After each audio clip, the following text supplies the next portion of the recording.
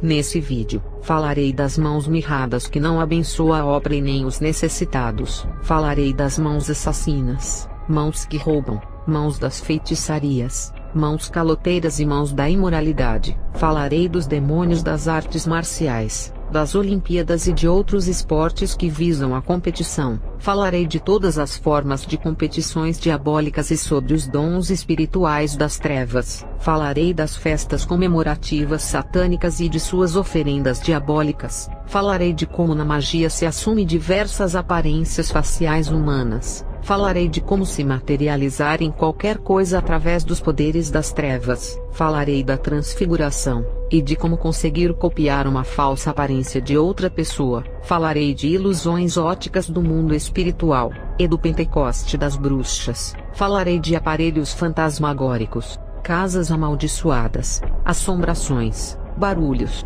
pisadas e vozes do além. Falarei da manipulação do vento, do fogo e da água, e como manipular uma matéria orgânica transformando-a em outra matéria de natureza diferente. E também falarei de presenças espirituais sentidas através do corpo sem ver os espíritos. Estou começando mais um vídeo, e falarei dos membros dos corpos. A mão você pode usar para fazer o bem ou o mal. Eu usava as minhas mãos para fazer rituais de bruxaria. Outros usam para matar, roubar e fazer algumas coisas que não agradam a Deus. A mesma mão que recebe o dinheiro emprestado, será a mesma que irá devolver, porque nenhum caloteiro herdará o reino de Deus. Emprestado não é dado, você tem que devolver, porque não é seu. E quando você se apropria daquilo que não lhe pertence, você se torna um ladrão. Objetos emprestados, devolvam para o dono. Segundo a Reis 6, versos 4 a 5. E foi com eles. Foram ao Jordão e começaram a derrubar árvores. Quando um deles estava cortando um tronco, o ferro do machado caiu na água, e ele gritou: "Ah, meu senhor, era emprestado." Percebam a preocupação que esses homens tiveram de derrubar o ferro do machado na água por ser emprestado, e teriam que comprar outro e não deixar de devolver o que foi emprestado. O que você tem feito com as suas mãos? Tem fechado ela para ajudar uma obra humilde, mas tem gastado com prostituição, bebidas e vícios, mas não dá um centavo para uma igreja que precisa. E se disser: tenho ajudado uma igreja que pede dinheiro na televisão, tem ajudado uma obra milionária que não precisa e tem condições financeiras para se manter, e ainda usar o seu dinheiro para pagar salário de pastor, tem investido nessas obras maçônicas. É por isso que o seu dinheiro não multiplica, por entregar as suas ofertas para Satanás. Seus dízimos estão sendo usados para sacrifícios de pessoas e animais para rituais de audiência da televisão, enquanto tem uma igreja pequena de um pastor pobre que não está envolvido com a maçonaria, e essa obra está no seu bairro, e não tem condições de pagar o aluguel, e a porta da casa de oração está fechando por não ter recursos financeiros para mantê-la aberta. A sua mão espiritualmente está mirrada para as coisas de Deus.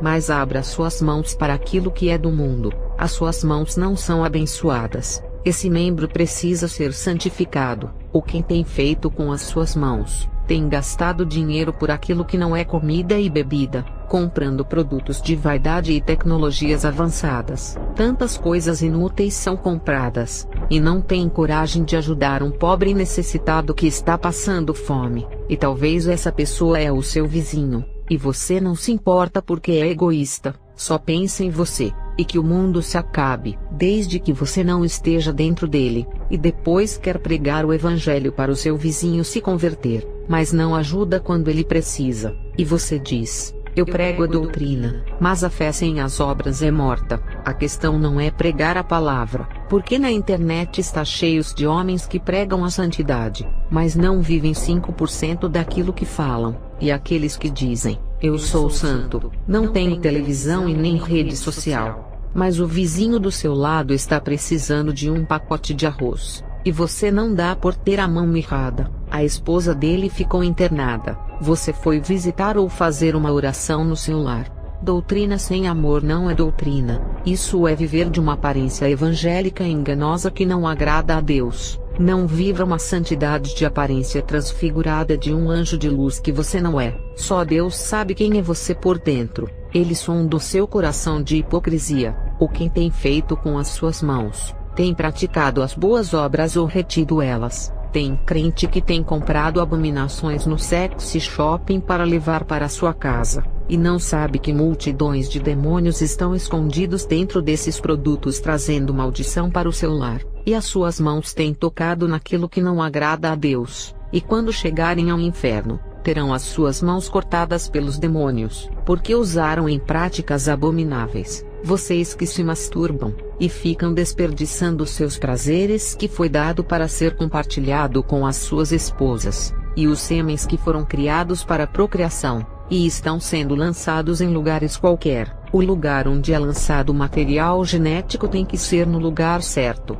onde irá ter uma nova formação da vida. Qualquer lugar que esse material for lançado, que não seja no lugar onde irá dar origem à vida, torna-se pecado. Qualquer parte do corpo de uma mulher que for lançado o material do homem, se não for o lugar que irá dar origem a uma nova vida, é pecado. E se o material genético é lançado no chão, que é a famosa masturbação, que é o sexo do solitário, isso é pecado, porque o sêmen foi criado para o propósito de gerar uma criança, e não de ser jogado no ralo de um banheiro ou privada. As suas mãos têm sido usadas para essas práticas. Quem é solteiro gosta muito de sentir esse prazer solitário e egoísta, que só serve para satisfazer os seus desejos imorais. Não espera Deus preparar para que seja compartilhado seu amor com a sua esposa. Vocês que se masturbam, pensam que estão fazendo isso sozinho. O rapaz que faz isso, existe um demônio feminino perto do seu órgão genital.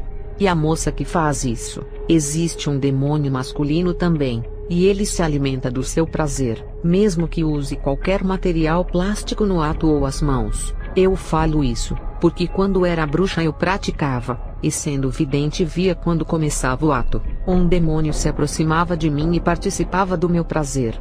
Você não vê porque é invisível. Eu também não via quando era uma pessoa normal, e comecei a enxergar quando me tornei uma bruxa vendo o mundo espiritual, o que tem feito com as suas mãos. Alguns dizem, eu estou usando para aprender artes marciais. Eles vão dar socos e agredirem as pessoas, contrariando o que o livro de Lucas 6 versículo 29 que diz, se alguém bater em sua face, ofereça o outro lado do rosto. E ainda tem crente que diz, é para defesa pessoal.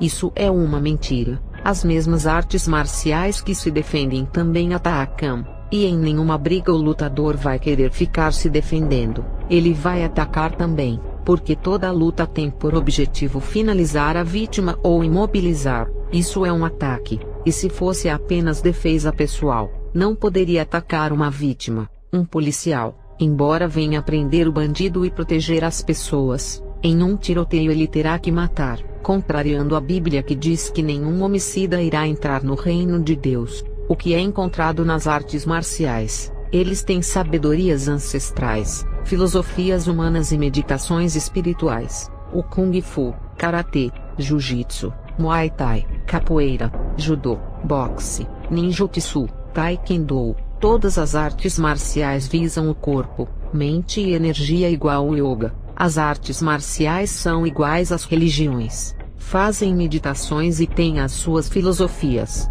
Nos filmes de karatê, kung fu e de ninjas, eles sentam no chão, fazem meditações com palavras místicas, e essas coisas dão habilidades e forças sobrenaturais para quebrarem coisas fortes como blocos, tijolos, madeiras e objetos duros. As artes marciais são chamadas de arte da guerra, e a Bíblia diz que a nossa luta não é contra a carne e o sangue. As artes marciais contrariam a palavra de Deus porque é uma luta corporal. Esses espíritos que agem nas artes marciais, eu já trabalhei com eles na bruxaria. Eles são violentos, e têm os seus corpos ágeis e se movimentam com grande velocidade. Um jovem que me procurou para aumentar as suas habilidades. Ele entrou em uma academia de artes marciais, e queria ser o melhor lutador. Ele me pagou e pediu 4 coisas: um corpo que se movimentasse igual a uma cobra, a agilidade do guepardo, a força do touro, e voar igual uma águia.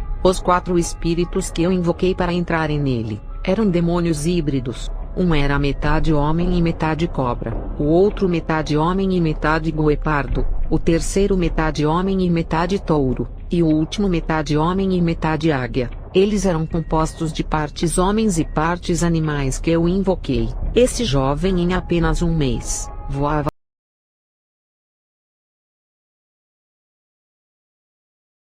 Demônio parte homem e parte águia, entrou no corpo dele. Cada demônio que o possuiu, deu um tipo de habilidade.